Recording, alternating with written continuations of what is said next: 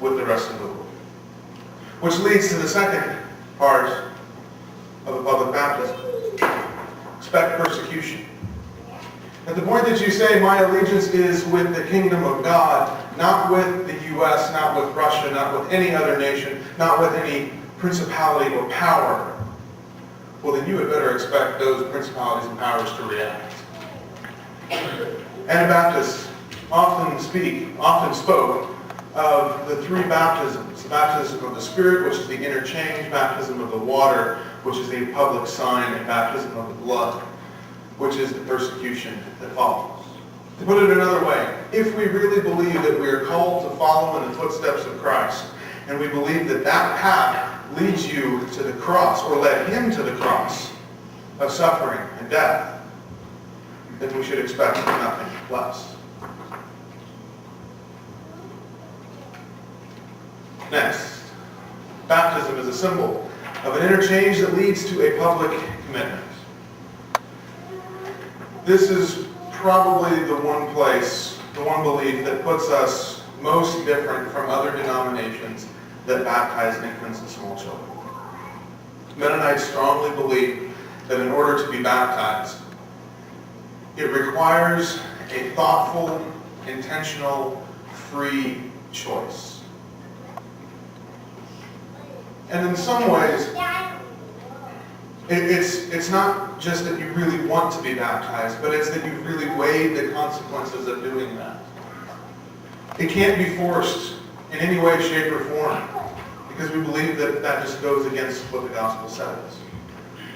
And so then the natural conclusion of that is that you simply can't choose to follow Christ when you're a baby. Melchior Hoffman, one of the early Anabaptists, put it this way: baptism is a sign of the covenant of God, instituted solely for the old, the mature, the rational, who can receive, assimilate, and understand the teaching and preaching of the Lord.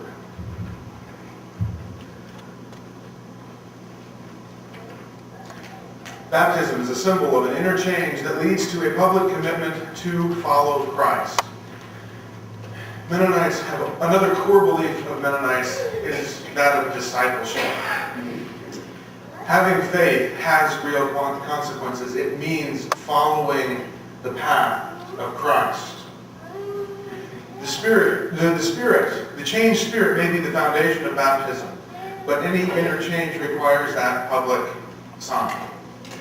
Another way to put it is you can't really experience the grace of God and not react to it. That's what real grace does to people.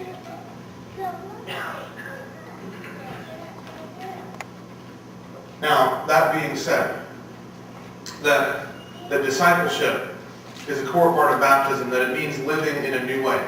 It means living in a way that is different from when before you were Christian, and also from other people around you. But that being said, we also recognize that it's a journey. We've always believed that it's a journey. You learn to know Christ through a process. It's not a light switch. Baptism is an important marker on that journey, but it's not the end. If anything, it's the beginning. I know a lot of kids who grow up in the church who think, well, I'll go through this whole catechism thing and then get baptized and I'm done, right? No. Baptism begins that journey.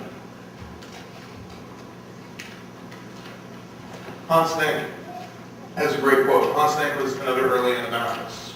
He said, "No one can truly know Christ unless he follows him in life, and no one may follow him unless he has known him first." Now, that sounds like a contradictory statement, but what he's getting at is that there is an intimate connection between faith and action. As your faith grows, the action increases, and you learn by doing it as well. They can't be separated. Finally, baptism is a symbol of an interchange that leads to a public commitment to follow Christ with other Christians. Baptism for Mennonites cannot be understood apart from the community of believers. There is a core connection between each individual Christian and a specific group of believers that they are a part of. This means a couple of things. First, it means that when you are baptized into a church. We don't believe that you can really be baptized and then we go turn you loose, go do whatever you want. No. The Christian life is best lived in community. One of the other implications of this is that for Mennonites, baptism and church membership go hand in hand. It's really hard for us to think about doing one without the other. Next. When you're baptized into a church, it requires active participation in that church. And to be clear here, I'm not just talking about washing dishes after the youth meal or changing light bulbs or serving on committees. All of those things are important and they are spiritual. But they all flow out of a deeper commitment. There needs to be something deeper going on. When I say active participation, I'm talking more about theologically and spiritually active and engaged in the life of the congregation.